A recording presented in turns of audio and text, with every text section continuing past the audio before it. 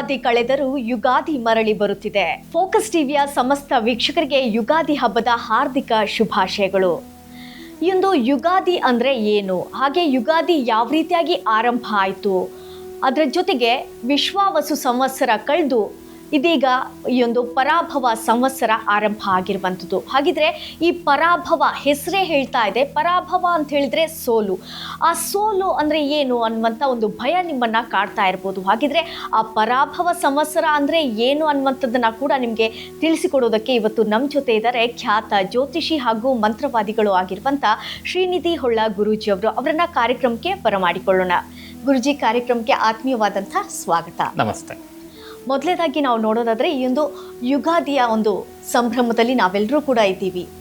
ಈ ಯುಗಾದಿ ಅನ್ನುವಂಥದ್ದು ಯಾವ ರೀತಿ ಆರಂಭ ಆಯಿತು ಅನ್ನುವಂಥದ್ದನ್ನು ತಿಳಿಸ್ಕೊಡಿ.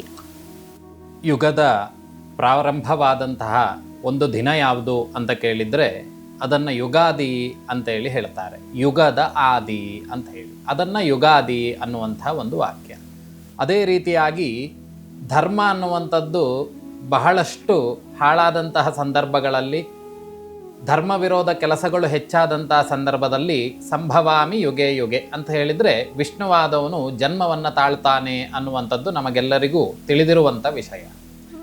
ಆದರೆ ಈ ಯುಗದ ಆದಿಯಲ್ಲಿ ಹೇಗೆ ಯುಗಾದಿ ಅನ್ನುವಂಥ ವಿಚಾರಗಳು ನಮಗೆ ಪ್ರಾರಂಭವಾಗಿ ನೂತನವಾಗಾಯಿತು ಅನ್ನುವಂಥ ವಿಚಾರಗಳನ್ನು ತಿಳ್ಕೊಳ್ಳೋದಾದರೆ ಇದಕ್ಕೆ ಒಂದು ಪೂರ್ವವಾದಂತಹ ಒಂದು ಸಣ್ಣ ವ್ರತ ಕಥೆಯ ಮುಖಾಂತರವಾಗಿ ನಾವು ತಿಳ್ಕೊಳ್ಳೋದಾದರೆ, ಈ ಲೋಕದಲ್ಲಿ ಧರ್ಮ ಅನ್ನುವಂಥದ್ದು ದಾರಿ ತಪ್ಪಿದಾಗ ಮಹಾವಿಷ್ಣು ಅವತಾರವನ್ನು ತಾಳ್ತಾನೆ. ಅದರಲ್ಲಿ ನಾವಿವತ್ತು ಆಯ್ದುಕೊಂಡಂಥ ವಿಷಯ ಯಾವುದು ಅಂತ ಕೇಳಿದರೆ ಮತ್ಸ್ಯ ಅವತಾರ ಅನ್ನುವಂಥದ್ದು ಯಾಕಾಗಿ ಆಯಿತು, ಅದಕ್ಕೂ ನಮಗೂ ಈ ಯುಗಾದಿಯ ಆಚರಣೆಗೂ ಬಹಳಷ್ಟು ಅವಿನಾಭಾವವಾಗಿರ್ತಕ್ಕಂತಹ ಸಂಬಂಧ ಅನ್ನುವಂಥದ್ದು ಇದೆ.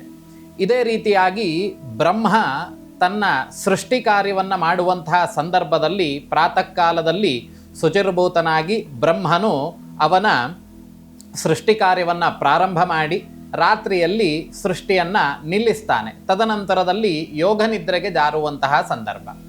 ಈ ಒಂದು ಕಾಲಘಟ್ಟವನ್ನು ಮನಸ್ಸಿನಲ್ಲಿ ಇಟ್ಟುಕೊಂಡು ತಾರಕಾಸುರ ಅನ್ನುವಂತಹ ಒಬ್ಬ ರಾಕ್ಷಸ ಏನು ಮಾಡ್ತಾನೆ ಅಂತ ಕೇಳಿದರೆ, ಬ್ರಹ್ಮನಲ್ಲಿರುವಂತಹ ಋಗ್ವೇದ, ಯಜುರ್ವೇದ, ಸಾಮವೇದ, ಅಥರ್ವಣ ವೇದಗಳನ್ನು ಅಪಹರಿಸಬೇಕು ಅನ್ನುವಂಥ ಚಿಂತನೆಗಳನ್ನು ಮಾಡ್ತಾನೆ. ಯಾಕಾಗಿ ಅಂತ ಕೇಳಿದರೆ, ಭೂಲೋಕದ ಎಲ್ಲ ಜನರು ಸಹಿತ ಸುಖಸ್ಯ ಮೂಲಂ ಧರ್ಮ, ಅಂದರೆ ಮನುಷ್ಯ ಸುಖವಾಗಿರಬೇಕು ಅನ್ನುವಂಥ ಮನಸ್ಥಿತಿ ಅವನಲ್ಲಿತ್ತು ಅಂತಾದರೆ ಧರ್ಮ ವಿರೋಧ ಕೆಲಸಗಳನ್ನು ಮಾಡಬಾರ್ದು ಅನ್ನುವಂಥದ್ದು. ಇದನ್ನು ಅರಿತುಕೊಂಡಂತಹ ಆ ರಾಕ್ಷಸ ಏನು ಮಾಡ್ತಾನೆ ಕೇಳಿದರೆ, ಈ ಬ್ರಹ್ಮನಾದವನು ತನ್ನ ಸೃಷ್ಟಿ ಕಾರ್ಯವನ್ನು ಹೇಗೆ ಸೃಷ್ಟಿ ಕಾರ್ಯ ಅಂತ ಹೇಳಿದರೆ ಬ್ರಹ್ಮನ ಒಂದು ದಿನ ಕಲ್ಪ ಅಂತೇಳಿ ಹೇಳ್ತಾರೆ.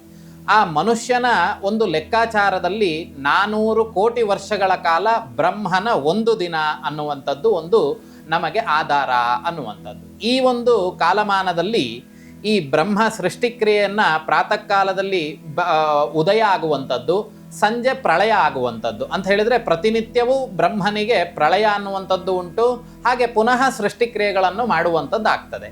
ಈ ಒಂದು ಮಧ್ಯಭಾಗದಲ್ಲಿ ಪ್ರಳಯ ಆದಂಥ ನಂತರದಲ್ಲಿ ಬ್ರಹ್ಮನು ಯೋಗ ನಿದ್ರೆಗೆ ಜಾರುವಂತಹ ಸಮಯ. ಈ ಯೋಗ ನಿದ್ರೆ ಜಾರುವಂಥ ಸಮಯಕ್ಕೆ ರಾಕ್ಷಸನಾದವನು ಆ ಎಲ್ಲ ಚಿಂತನೆಗಳನ್ನು ನೋಡಿಕೊಂಡು ಬ್ರಹ್ಮನ ಆಗು ಹೋಗುಗಳು, ಅವನು ಯಾವ ಸಮಯಕ್ಕೆ ಏನು ಕೆಲಸಗಳನ್ನು ಮಾಡ್ತಾನೆ ಅನ್ನುವಂಥ ಚಿಂತನೆಗಳನ್ನು ಆದ ನಂತರದಲ್ಲಿ ಆ 4 ವೇದಗಳನ್ನು ಅಪಹರಿಸಿ ಬಿಡ್ತಾನೆ. ಯಾಕಾಗಿ ಅಂತ ಕೇಳಿದರೆ ಇದರಲ್ಲಿ ಎಲ್ಲ ಮನುಷ್ಯ ಸುಖವಾಗಿರ್ಲಿಕ್ಕೆ ಏನೇನು ಬೇಕೋ ಅವೆಲ್ಲವೂ ಇದರಲ್ಲಿದ್ದಾವೆ. ಹಾಗೆ ಮನುಷ್ಯನ ಜೀವಿತಾವಧಿಯಲ್ಲಿ ಬರುವಂತಹ ಕಷ್ಟ ಕಾರ್ಪಣ್ಯಗಳಿಗೆ ಯಾವ ದೇವತಾರಾಧನೆಯನ್ನು ಮಾಡಬೇಕು ಅನ್ನುವಂಥದ್ದು, ಧರ್ಮದ ಮೂಲ ಅನ್ನುವಂಥದ್ದು ಈ 4 ವೇದಗಳಲ್ಲಿ ಉಂಟು ಅನ್ನುವಂಥದ್ದು ಅವನು ತಿಳಿದುಕೊಂಡು ಅದನ್ನು ಅಪಹರಿಸಿ ಸಮುದ್ರದ ಮಧ್ಯಭಾಗದಲ್ಲಿ ಹೋಗಿ ಅವನು ಅಡಗಿ ಕುಳಿತುಕೊಂಡು ಬಿಡ್ತಾನೆ.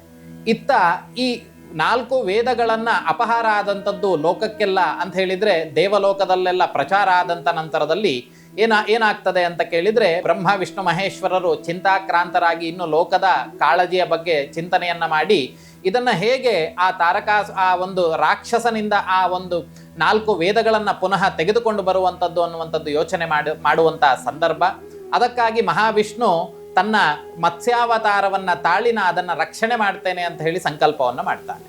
ಇದೇ ರೀತಿಯಾಗಿ ಧರ್ಮ ಸಂರಕ್ಷಣೆಯಂತೆ ಈ ಅಕಸ್ಮಾತ್ ಆಗಿರ್ತಕ್ಕಂತಹ ಒಬ್ಬ ರಾಜ, ಅವನ ಸತ್ಯವ್ರತ ಅನ್ನುವಂಥ ಅವನ ಹೆಸರು.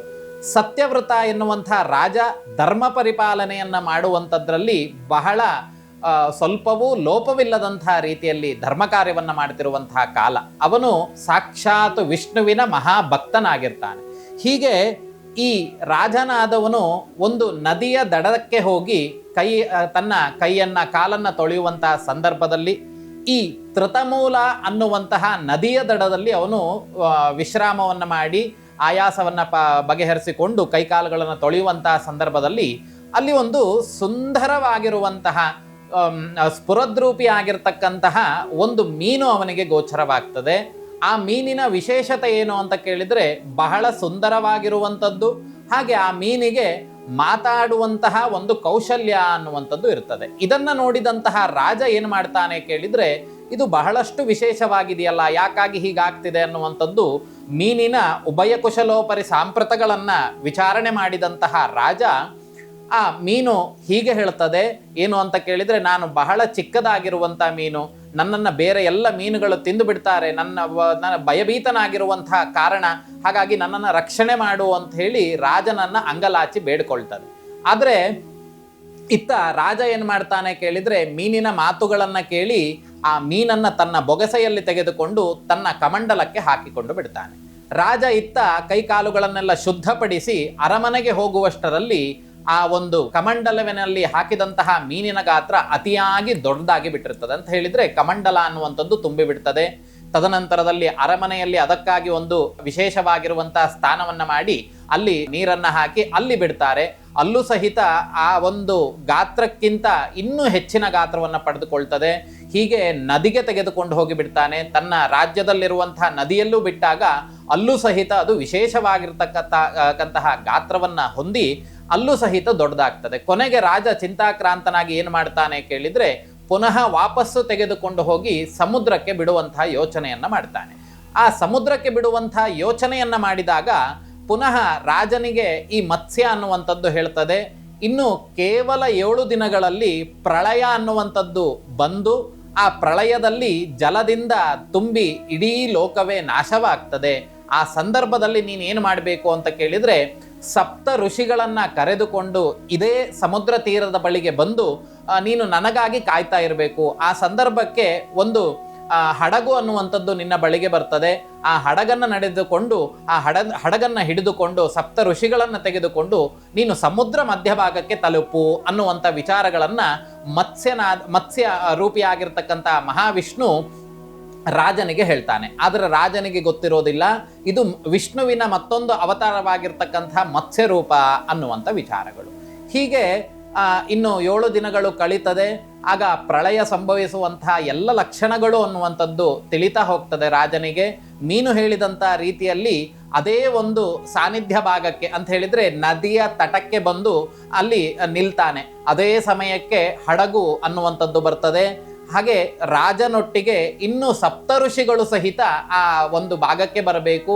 ತದನಂತರದಲ್ಲಿ ಮೀನು ಇನ್ನೊಂದು ಮಾತನ್ನು ಹೇಳಿರ್ತದೆ, ರಾತ್ರಿ ಆಗಿರುವಂತಹ ಕಾರಣದಿಂದ ನಿನಗೆ ಎಲ್ಲವೂ ಕಗ್ಗತ್ತಲೆಯ ರೂಪದಲ್ಲಿ ನಿನಗೆ ಗೋಚರವಾಗ್ತದೆ.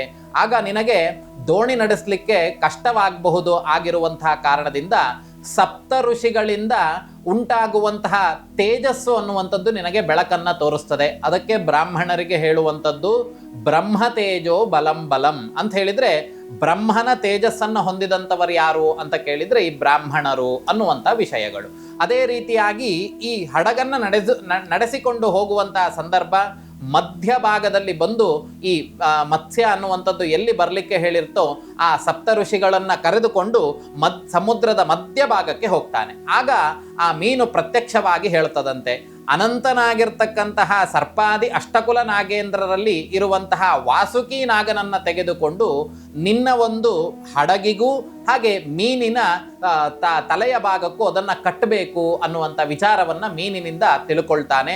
ಅದೇ ರೀತಿಯಾಗಿ ವಾಸುಕಿಯನ್ನು ತೆಗೆದುಕೊಂಡು ಮೀನಿಗೆ ಕಟ್ಟಿದಾಗ ಅದು ನೇರವಾಗಿ ಮತ್ಸ್ಯರೂಪಿಯಾಗಿರ್ತಕ್ಕಂತಹ ಮಹಾವಿಷ್ಣು ಈ ರಾಕ್ಷಸರ ಎಲ್ಲಿ ಸಮುದ್ರ ಮಧ್ಯಭಾಗದಲ್ಲಿ ಹೋಗಿ ಅವನು ತನ್ನ ಮರೆಮಾಚಿ 4 ವೇದಗಳನ್ನು ಅಪಹರಿಸಿ ಅವನು ಕಾಣೆಯಾದಂತೆ ಅಲ್ಲಿ ವಾಸವಾಗಿರ್ತಾನೋ ಅಲ್ಲಿಗೆ ಸೀದಾ ಕರೆದುಕೊಂಡು ಹೋಗ್ಬಿಡ್ತದೆ. ಹಾಗೆ ಆಮೇಲೆ ನಿಜರೂಪವಾಗಿರ್ತಕ್ಕಂತಹ ವಿಷ್ಣುವಿನ ನಿಜರೂಪವನ್ನು ತೋರಿಸ್ತಾನಂತೆ. ಯಾರಿಗೆ? ಆ ರಾಜನಿಗೆ. ನಾನು ನಿನ್ನ ಸಹಾಯವನ್ನು ಪಡೆದುಕೊಂಡಂಥದ್ದು ಯಾಕಾಗಿ ಅಂತ ಕೇಳಿದರೆ, ಈ ಸಪ್ತಋಷಿಗಳ ಎದುರು ಭಾಗದಲ್ಲಿ ಏನಾಗ್ತದೆ, ಈ ವಿಷ್ಣುವು ತಾರಕಾಸುರನನ್ನು ಸಂಹಾರ ಮಾಡಿ ಪುನಃ ಆ 4 ವೇದಗಳನ್ನು ತೆಗೆದುಕೊಂಡು ಇನ್ನು ಪ್ರಳಯ ಆಗ್ಲಿಕ್ಕಿಂತ ಮುಂಚಿತವಾಗಿಯೇ ಬ್ರಹ್ಮನಿಗೆ ಆ 4 ವೇದಗಳನ್ನು ಸಮರ್ಪಣೆ ಮಾಡಿಬಿಡ್ತಾನೆ. ಅಲ್ಲಿನಿಂದ ಹೊಸ ಯುಗದ ಆದಿ, ಅರ್ಥಾತ್ ಬ್ರಹ್ಮ ಪುನಃ ಯೋಗ ನಿದ್ರೆಗೆ ಜಾರಿ ಪುನಃ ಪ್ರಾತಃ ಕಾಲದಲ್ಲಿ ಎದ್ದು ಸೃಷ್ಟಿಕ್ರಿಯೆಯನ್ನು ಪ್ರಾರಂಭ ಮಾಡುವಂತಹ ಸಮಯ. ಅರ್ಥಾತ್ ಎಲ್ಲವೂ ನೂತನವಾಗಿರುವಂಥದ್ದು, ಗಿಡಪಕ್ಷಿಗಳು ಮರಗಂಟುಗಳು ಎಲ್ಲವೂ ನೂತನವಾಗಿ ಫಲವನ್ನು ಕೊಡುವಂತಹ ಕಾಲ, ಚಿಗುರು ಒಡೆಯುವಂತಹ ಕಾಲ, ನೂತನವಾಗಿರುವಂತಹ ಕಾಲ, ಎಲ್ಲವೂ ಹೊಸ ವರ್ಷವನ್ನು ಬರಮಾಡಿಕೊಳ್ಳುವಂತಹ ಕಾಲ ಯುಗಾದಿ ಕಾಲ. ಈ ಯುಗಾದಿ ಪ್ರಾರಂಭವಾಗಿದ್ದೇ ಯಾಕಾಗಿ ಅಂತ ಕೇಳಿದರೆ, ಈ 4 ವೇದಗಳು ರಾಕ್ಷಸರ ಪಾಲಾಗಿತ್ತು ಅಂತಾದರೆ ಇವತ್ತಿನ ಕಾಲಘಟ್ಟದಲ್ಲಿ ನಾವಾಗಲಿ ನೀವಾಗಲಿ ಯಾರೂ ಇಲ್ಲಿ ಇರ್ತಾ ಇರಲಿಲ್ಲ. ಯಾಕಾಗಿ ಅಂತ ಕೇಳಿದರೆ ಎಲ್ಲವೂ ರಾಕ್ಷಸರ ಪಾಲಾಗ್ತಿತ್ತು. ಆ ಒಂದು ಕಾರಣಕ್ಕಾಗಿ ಏನಾಯಿತು ಅಂತ ಕೇಳಿದರೆ ಯುಗಾದಿಯ ಆರಂಭ ಅನ್ನುವಂಥದ್ದು, ಈ ರಾಕ್ಷಸರಿಂದ ಆ ವೇದಗಳನ್ನು ಸಂರಕ್ಷಿಸಿ ಯೋಗ ನಿದ್ರೆಯಿಂದ ಏಳಲಿಕ್ಕಿಂತ ಮುಂಚಿತವಾಗಿ ಬ್ರಹ್ಮನಿಗೆ ಅದು ತೆಗೆದುಕೊಂಡು ಹೋಗಿ ಸಮರ್ಪಣೆ ಮಾಡುವಂತಹ ಕಾಲವೇ ಈ ಯುಗಾದಿ ಕಾಲ ಅನ್ನುವಂಥ ವಿಚಾರಗಳು. ಹಾಗಾಗಿ ಈ ಯುಗಾದಿಯ ದಿನದಂದು ನಾವೀಗ ಸರ್ವೇ ಸಾಮಾನ್ಯವಾಗಿ ನಾವೆಲ್ಲ ತಿಳಿದುಕೊಂಡಿರ್ತೇವೆ, ನೂತನ ವರ್ಷ ಅಂದ್ರೂ ಕೂಡಲೇ ಡಿಸೆಂಬರ್ ತಿಂಗಳಿನಲ್ಲಿ ಬರುವಂತಹ ಪಾಶ್ಚಾತ್ಯ ಸಂಸ್ಕೃತಿಯನ್ನೇ ನಾವು ಆಚರಣೆ ಮಾಡ್ತಾ ಇದ್ದೇವೆ.